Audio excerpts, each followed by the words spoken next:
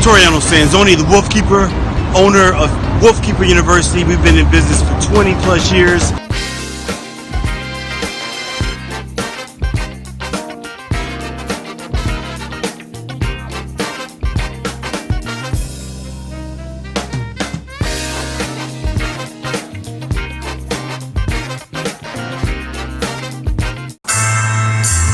Welcome to the Wolfkeeper, a show that's just about everything that you can maybe think about, everything that you can feel that's inside of your heart. What I need for you to do right now is spend the next hour relaxing. Just stop your day before you go into 12 o'clock. And I just want y'all to close your minds, open your hearts, and relax and go on this journey with me. It's a beautiful place that you're about to go, because I want to make you feel, I want to just open you up and think about some things you never really thought about. Right now, the Wolfkeeper. Come on. Good morning, y'all. Come on. It's the Wolfkeeper show. Get ready. Come on, let's go. Yeah. Woo. Yeah. It's the Wolfkeeper show. Your boy Toriano Sanzoni. Yeah. Chanelly Nell. My boy Tyrone Scott somewhere rocking the Doogie Dogs. Denzel's in his house. Shacky Shack. And for all the people out there that love us, we love you back. Thank you all. Get ready for an amazing show with the Wolfkeeper. Get ready. Here we go.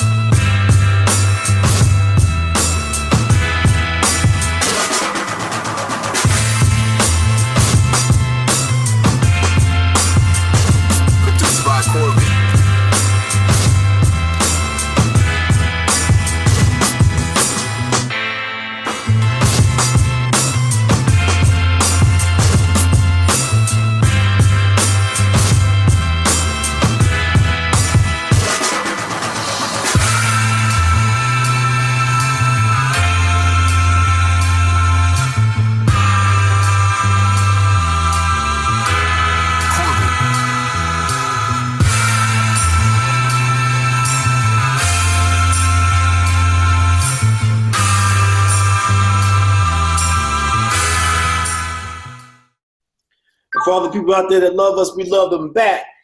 I'm Toriano Sanzoni, the Wolfkeeper, and I'm so super duper duper excited that I have a co-host for the month of October. Sterling the Trap King's in the house. Yo, what's going on? I feel bad though because good morning, mother. I think Chanel, I don't see her on here, so Chanel, you did not get fired or replaced. Sterling is gonna be like a whole That's how the rumors get started right there. They're gonna be like, hold up, where's Chanel at? I don't know. I saw this bald dude and I don't know. I feel like that didn't it happen to somebody like Kathy Lee or something, and she all of a sudden got replaced with the other woman again. No, Like mid-show. Mid-show. She's like, man, I was with you for 70 episodes, and just like one show goes well, and then all of a sudden I'm replaced. Stacy Lebaron, did I pronounce that correct? You did. I don't know why when I see you, I see your name and I just see LeBron. Like, do people ever just say that LeBron? They say everything. They call me all different kinds of names and stuff, but yeah, they do LeBron or Lebaron or, pick and choose, whatever you want. I'm glad I'm LeBaron, not the only one, because I've been knowing Stacy for a while, and that's the first thing I thought of. I was like, look like LeBron. I think I watched too much basketball. but LeBaron, like that's like the car though, right? The LeBaron. Yeah, I get that too. Yeah, it's like the car. Like the old school throwback, like back in the day, the LeBaron. I had a burgundy one in high school. Yeah, That was crazy. Everyone thought I should have had a LeBaron car, but our name goes back to the 1700s, and there was a shipwreck, and a doctor was in Plymouth, and he didn't want to share his name because it was during the French Indian War, and so they just called him Lebaron, and that turned into LeBaron. Oh, wow. Lebaron. That was a perfect French. Are you French? Do you speak French? No. You said that very perfectly. LeBron. Thank you. So LeBron James, should we really be saying LeBron? LeBron. LeBron. We as Black folks, we have so many French names out there. We always we put Lee in front of everything. No. Oh man. Man, Stacy, you have an amazing website. It's like, I first and foremost, I got to say that, and keep it honest, I'm going to say this every episode. Cattober started as just an opportunity for Leos to take over the month of October. So Rejoice and I, because we're both Leos, we said we're going to hijack Libra season and make it Leo season. And they're like, let's just talk about cats every day for 30 days straight. I can do that. And then on our first journey down the yellow brick road, we pick up the Trap King. We had an amazing conversation yesterday because you were breaking down for us, the importance of just like cat vaccinations, cats safety, tons of cat information. And then I've going through Stacy's website, I realized you are not alone because Stacy is setting up. You're down there, you're over there. You're in Bernie Sanders country, right? Bernie country, yep. You're in Bernie country. So tell us exactly about your program and what you're doing. Yeah, sure. So I'm the host of the Community Cats podcast. So it's a weekly radio show just like this. And we also do educational programs. So we have a lot of conferences, webinars, online programs. Sterling has joined us and is joining us on quite a few of them coming forward and going into 2021. And I just want to help people turn their passion for cats into action, which is, I think, totally where Sterling's at. Everybody should feel able to help the cats in their own backyard. If they see a cat and they're concerned about it, we want to just give them the tools so that they can do it and that they don't have to feel like there's nothing they can do and feel helpless. So that's my goal and my objective, is that if there's a cat in need out there, there's somebody that's got that cat's back and is going to help it. And we'll have a much more humane community for cats all across the country and around the world is really my goal. And I'm going to ask you the same thing that I asked Sterling. How did you get involved with cats? Because being, in the dog world for 20 years, and I'm still fascinated. Yesterday, I love learning new stuff, right? I was telling Sterling, I met a bee trainer, and that blew my brain. Any person that trains anything, and anyone that trains anything outside of a human, I'm always blown away that someone that's their thing. But then cats, as I was talking, cats are more intricate than what people realize, because people just think, oh, it's a cat. What do you have to do? You throw down a litter box and that's it. Cats have no emotions. Cats just do their own thing. Cats just, they don't need to go to the vet. You don't have to feed them because they find their own food. Like cats are like this little autopilot creature that doesn't need. How did you get involved and say, hey, you know what? basically, how did I become cat queen? What was your journey? My to take it journey, I'm happy to share my journey with you. I mean, it all started out, of course, with a cat, and her name was Duncan, and she taught me the intricacies of respecting her as who she was. So as a toddler, she taught me that she had personal space and I needed to respect it. So, some would say she was a grumpy cat, but in my case, it was like she taught me life lessons. And we had her for 20 years, and she was a great grumpy old cat who taught me a lot about their independence, their soul, their identity. And so I've always liked cats, but it did start out with a bag of food and a bag of cat litter.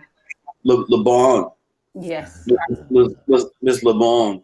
I mean, it's probably the first time I've ever, and for sure, 100%, 20 years professionally, since training dogs since I was 4, I will honestly, 100%, I've never heard anyone refer to an animal as a toddler, let alone a cat.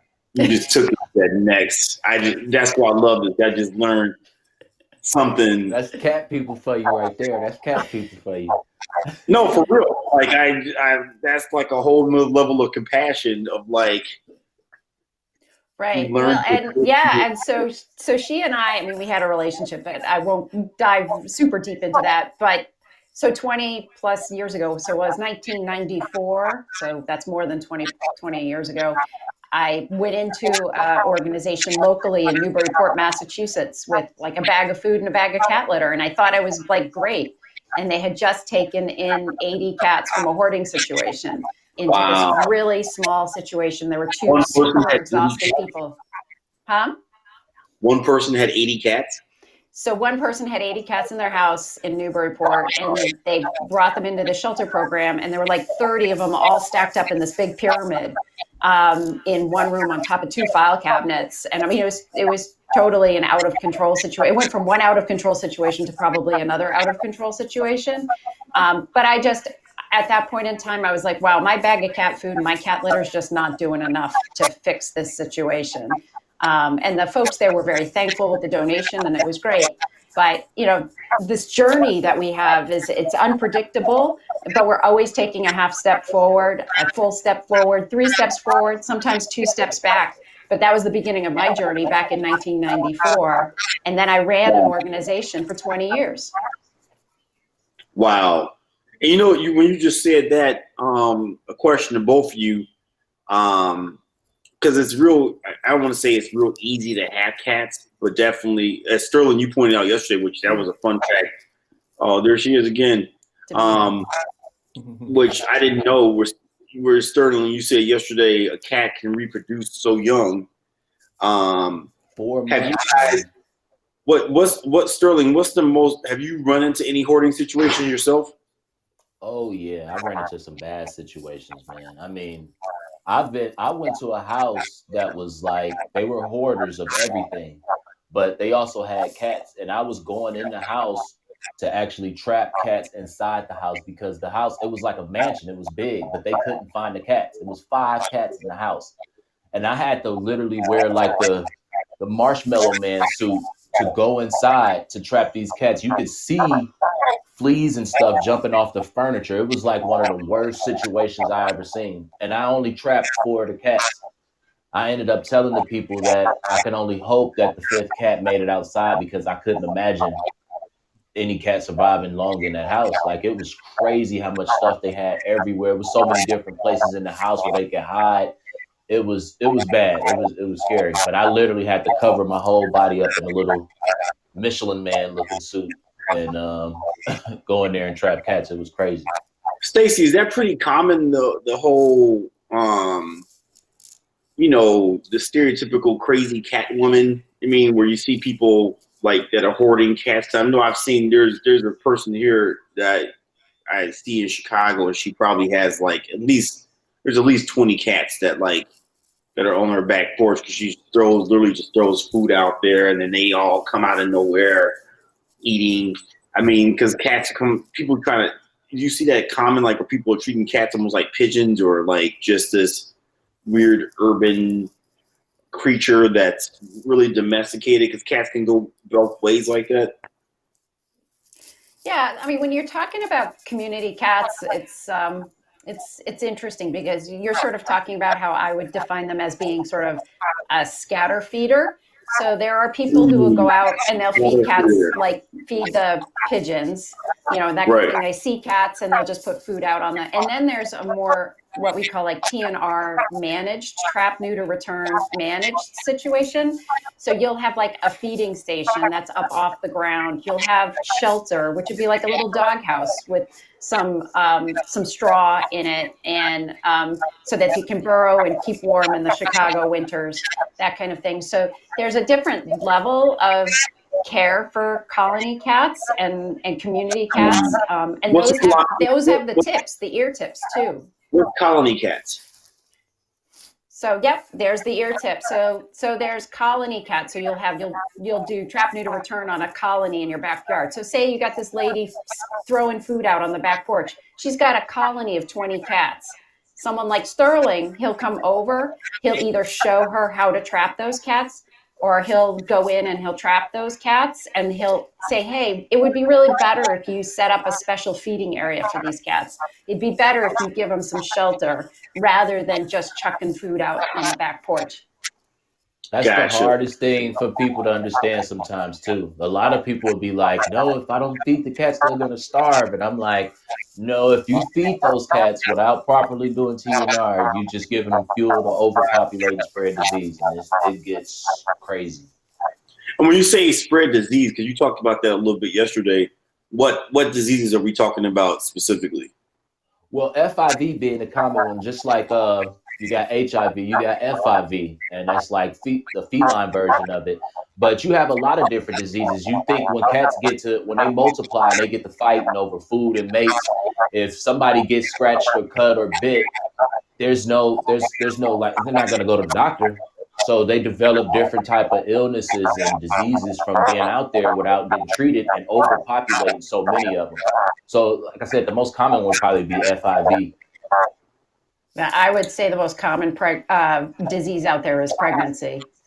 Yeah. I mean, that's my first and foremost. I mean, and you don't want in kittens. I mean, the one thing that TNR does that's so great is, and I'll be blunt, it reduces the amount of kittens that face a harsh reality out in that big wide world, and reduces roadkill numbers.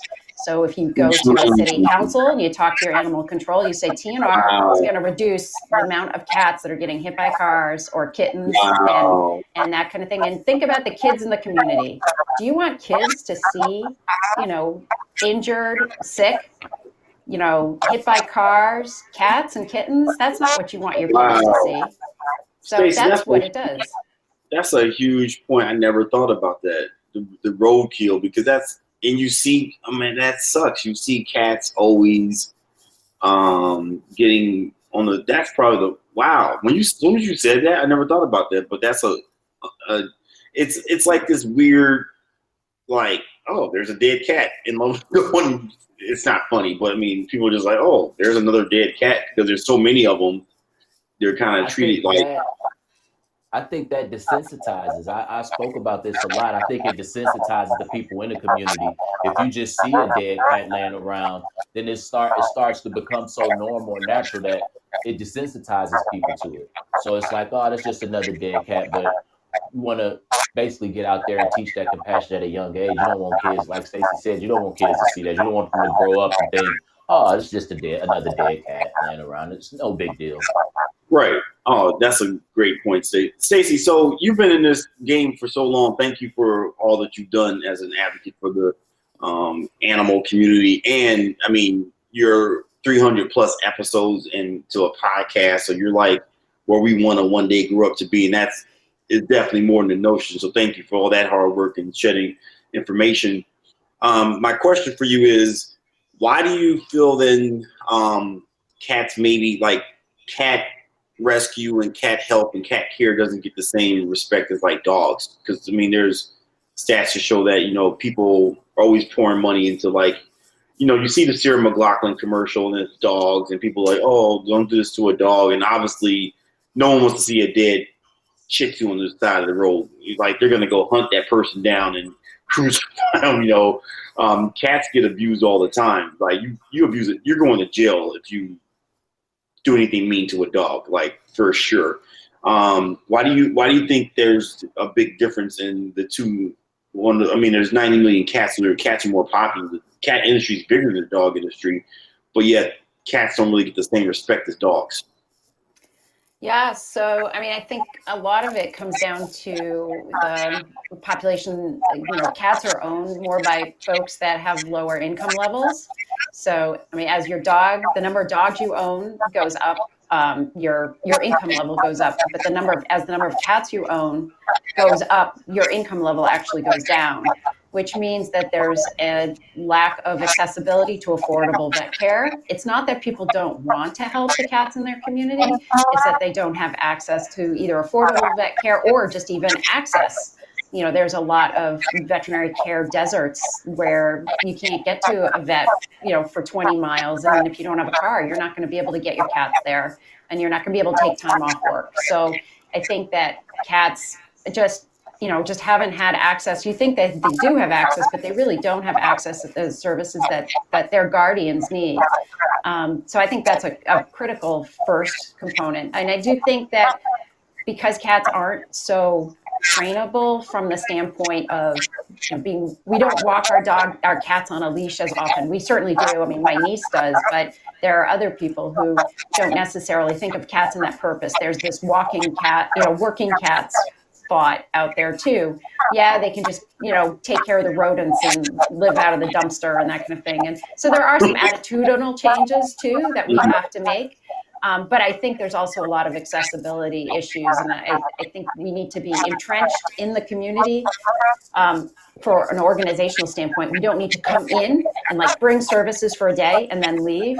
We need to be in the community and be part of the community, whether it's cats, dogs, or something else, diapers. We need to be part of the community and part of a whole range of solutions to make a difference. So you just made me think of and this goes out to both of you two.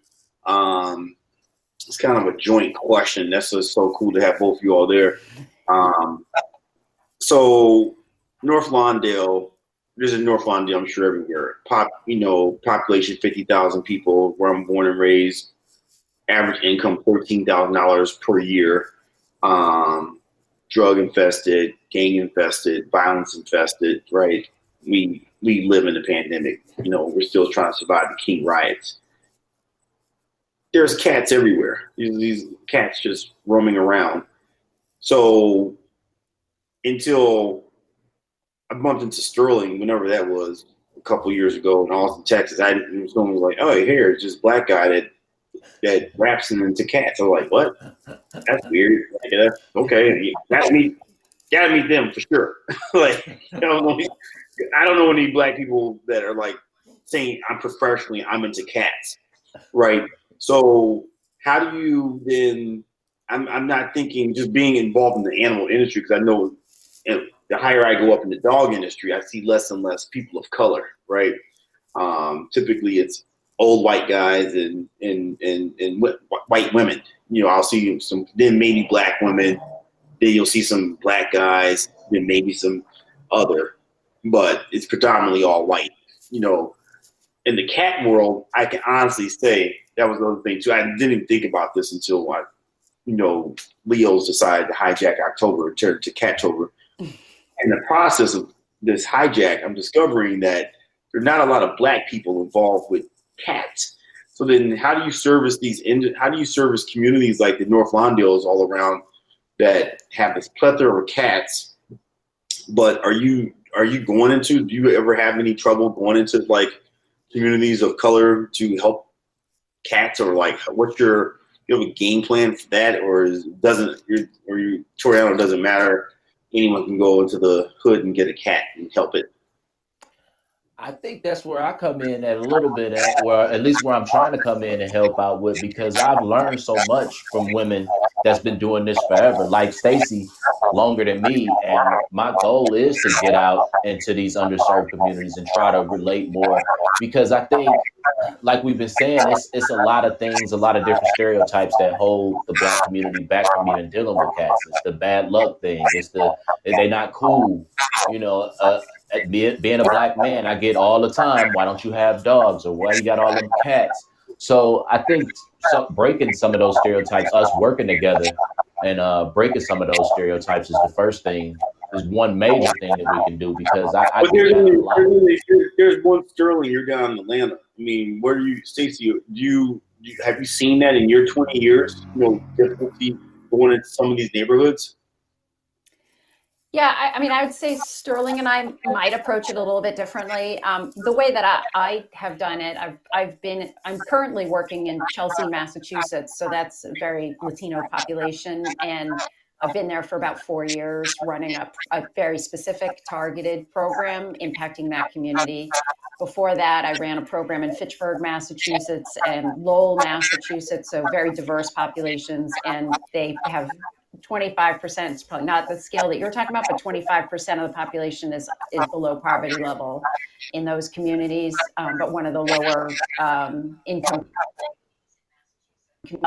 So we basically, what I do is I go in, I either work with the city council or with some organization. I get a social service organization basically to invite us in, and we build a community-based organization there of community members.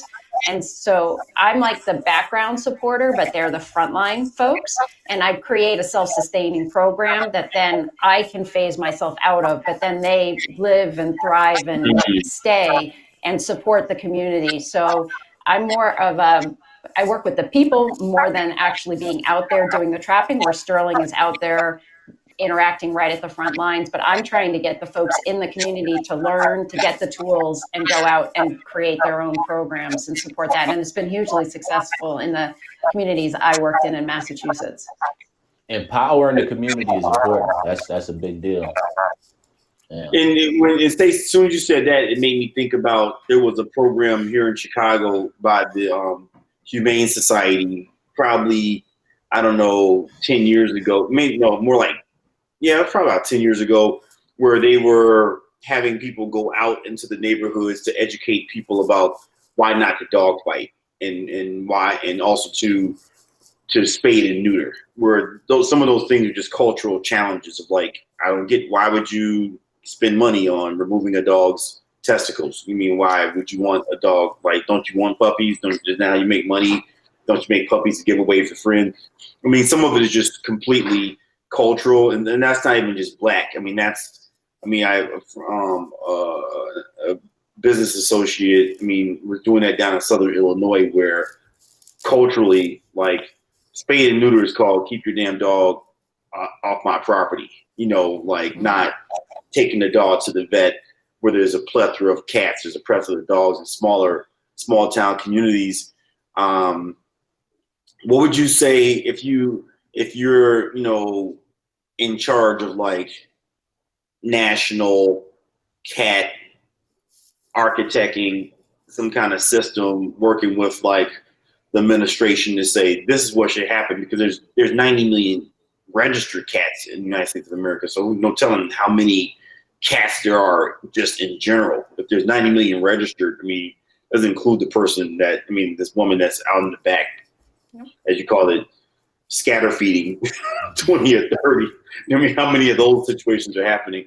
What kind of system, what's a national cat initiative you could see to help people be educated on, like, these, like Sterling pointed out in the community, like, cats are bad luck. Cats, you know, I've heard people that truly believe cats will steal your breath. You know, cats, you know, are super, you know, there's a lot of just misconceptions with cats, why, like, they've become this feral urban creature. Yeah.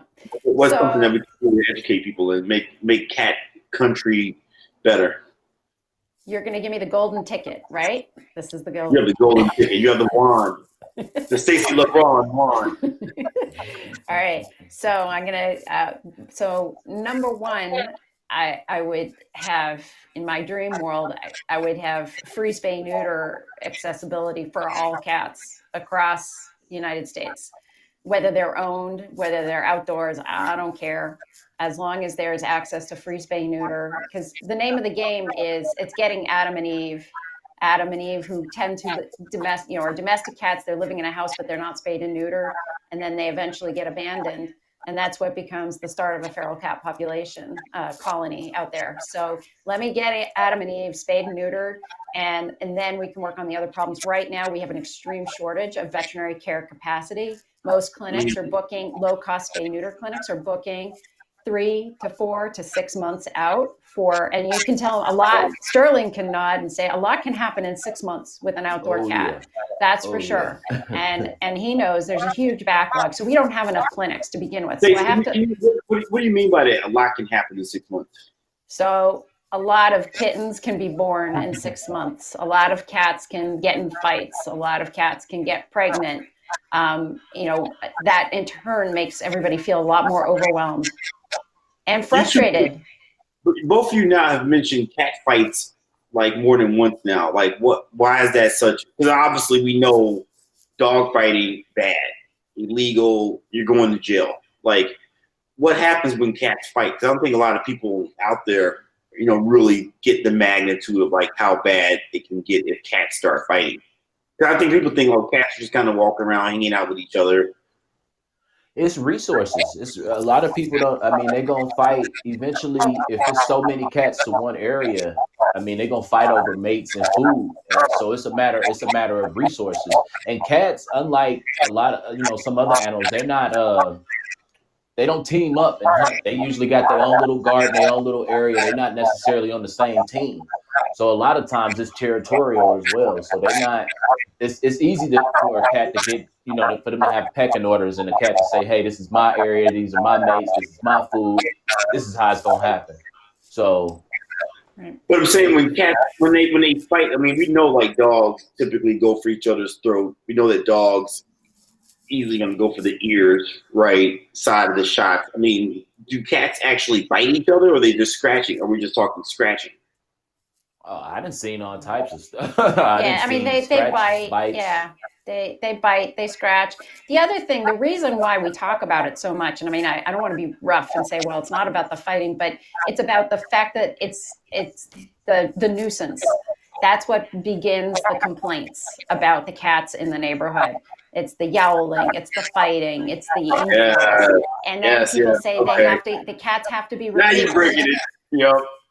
And so we got to get this varmint out of here, and then that begins this vicious cycle of negativity about the cats.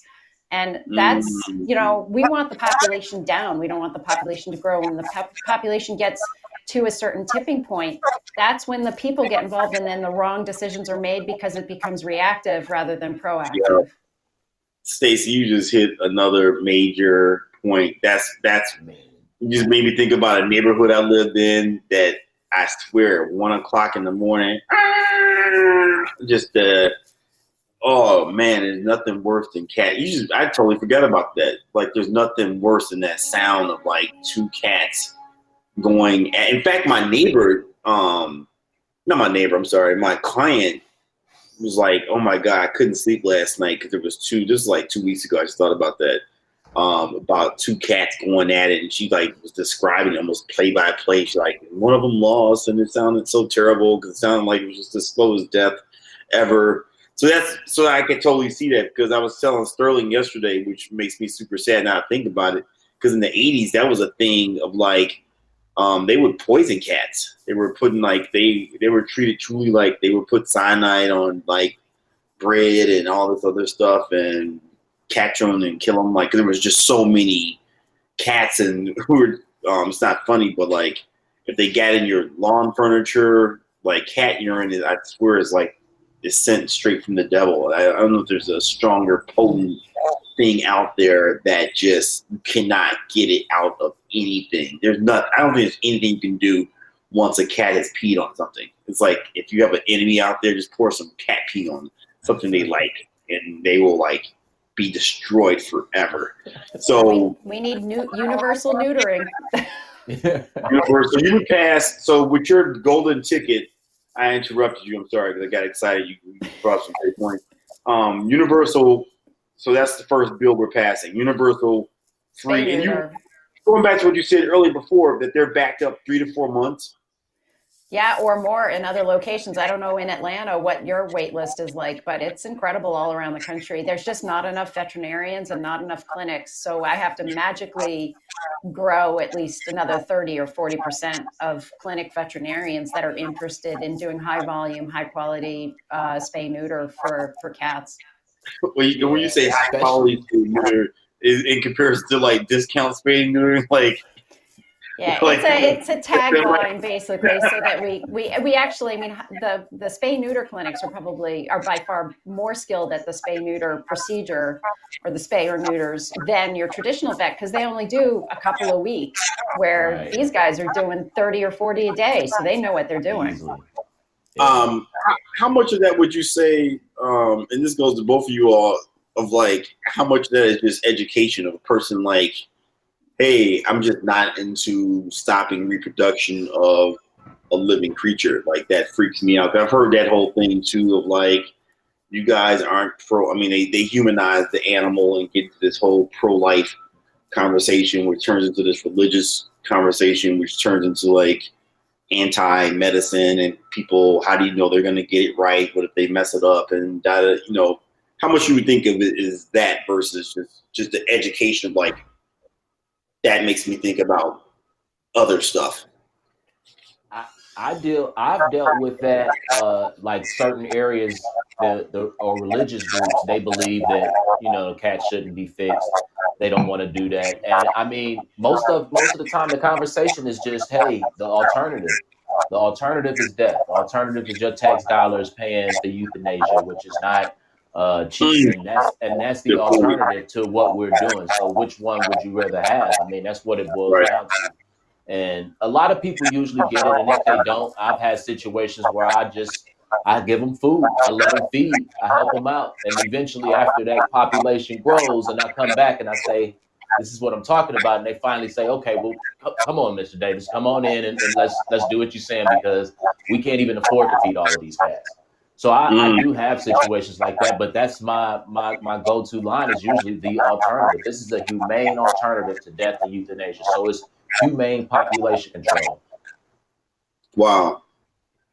Yeah, and I've dealt with situations where I had this older gentleman once, and he was like, but I just love seeing the kittens. They're just so cute when they come and all that kind of stuff. And we worked with him and we got everybody spayed and neutered, but we made him a foster home instead. And so we tried to repurpose him with what he liked, but yet have it in a much more controlled environment. So we have to become friends with folks, and we have to find out what motivates them. And we kind of change our story to get to a mutually agreeable objective. What would you say is, Stacy, like one of the biggest enemies against your mission? Like if there's one entity, if there's a person, organization, or thought process that just is like, I know that this should happen. This is the right thing to do, but this right here is always in my way, or going to get in my way, or try to shoot it down and prevent it from happening. Well, I got to share with you, I'm the ultimate optimist, so I have a hard time thinking about sort of those negative factors out there. So rather than pick on like an individual or an organization, I'm going to say that there's a lot of emotionally baggaged negative energy out there, and that people need to be open-minded and open to communication and conversation. And just really understanding and respecting what everybody's purpose is in animal welfare. We have people that have a hard time communicating very well. And I want to see those lines of communications, those channels open up, so that then we can have a respectful dialogue, focus on that low-hanging fruit first, and then work at some of those tougher conversations as we've developed those first layer of bonds. Like Sterling was saying, giving them the bag of food, that's crossing a bridge.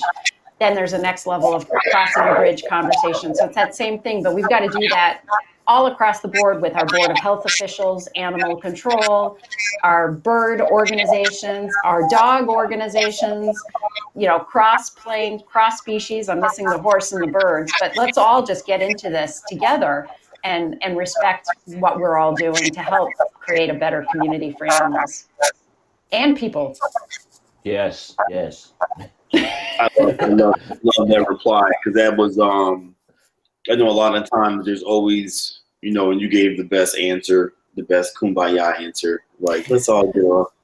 No, because a lot of times I know, like I'm not a nonprofit, so I don't even, but I see a lot of times of like this like competition with nonprofits of like mine, my gala, I want this, we're bigger, better, our logo's bigger, we trapped 80,000 cats last year to your 5,000 cats. Well, oh yeah, we got more cat litter than you did, and it doesn't become about the animals, and sometimes in the nonprofit world it becomes about this like competition, whether we like it or not. So I like what you said regarding that. Let me just switch gears. A thing that popped in my head as you were, giving that great answer is I did a program called Mixed Up Mutts where we were training inmates to train dogs. That's cool. Completely changed a lot of guys out of Westville State Prison. Like unbelievable, for sure. I wish that if I had a magic wand, every dog that's out there, I'd have a dog training program set up at every incarceration facility across the country, and I'd be pumping out dogs every day and putting them in the hands of veterans suffering from PTSD to stop and eradicate the suicide rate. That's terrible, that because the United States of America will only provide 100 dogs for the entire country per year, which is crazy. Where I'm going with that statement is, could you see a program like that happening in the prison system with cats? It happens. It's already happening. Yeah. Really? Yeah, it's there's in Manchester, New Hampshire, and then there are a couple other cities that I know of that they have a foster care program for cats. Yeah.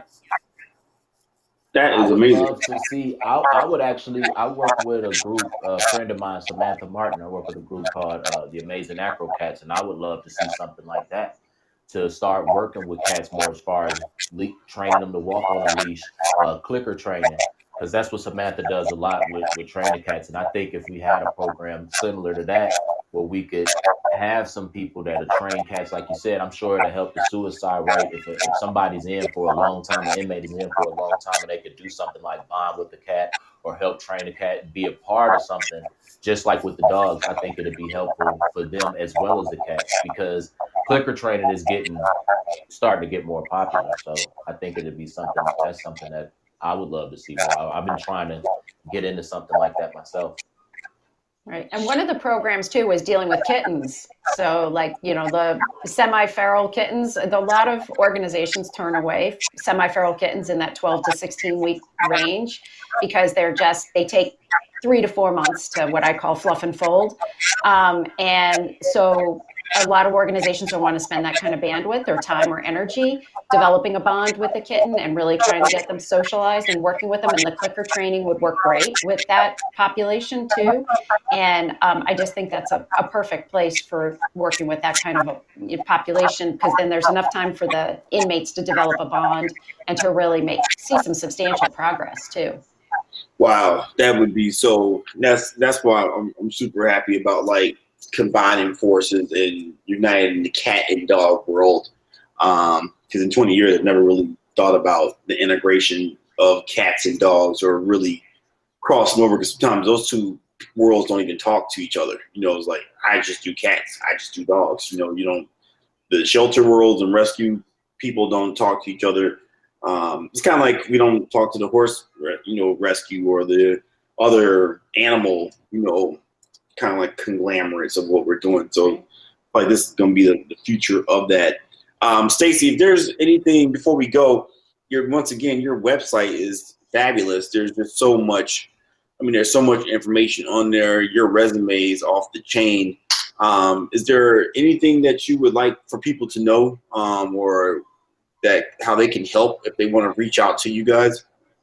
Yeah, sure. Obviously, folks can check out our website at communitycatspodcast.com. We're starting a monthly trapper certification program the first Saturday of every month. We have this trapper certification. So if you think you might be interested in helping community cats, but you have really no idea what that means, it's a great way to check it out and just to see if this is something that you'd want to get interested and get involved with.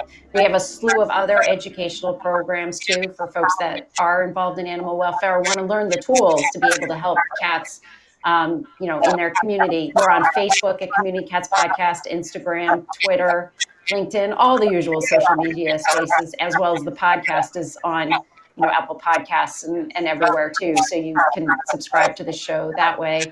But honestly, I just want to reach out to everybody here and, respect all that they're doing for dogs, for cats, for animals in general.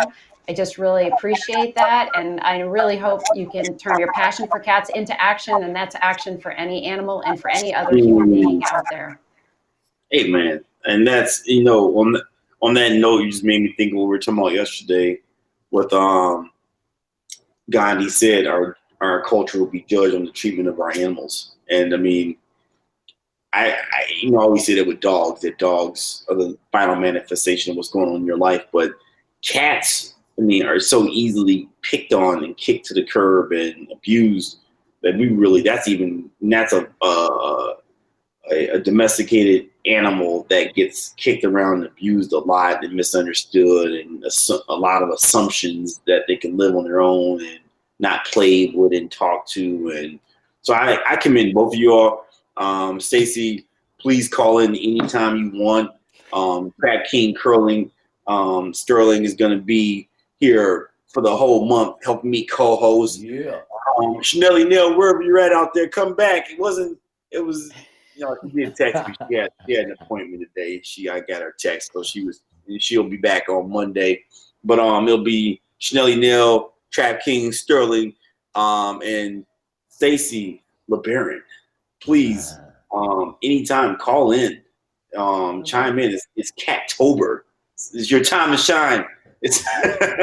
Thank you all so much for being on the Wolfkeeper show today. Please reshare this broadcast.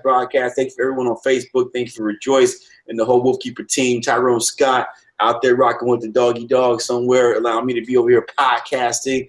And we will talk to you all. Have an amazing weekend. And remember, there's only one alpha dog, and that's you. So use your power to go love somebody. Peace.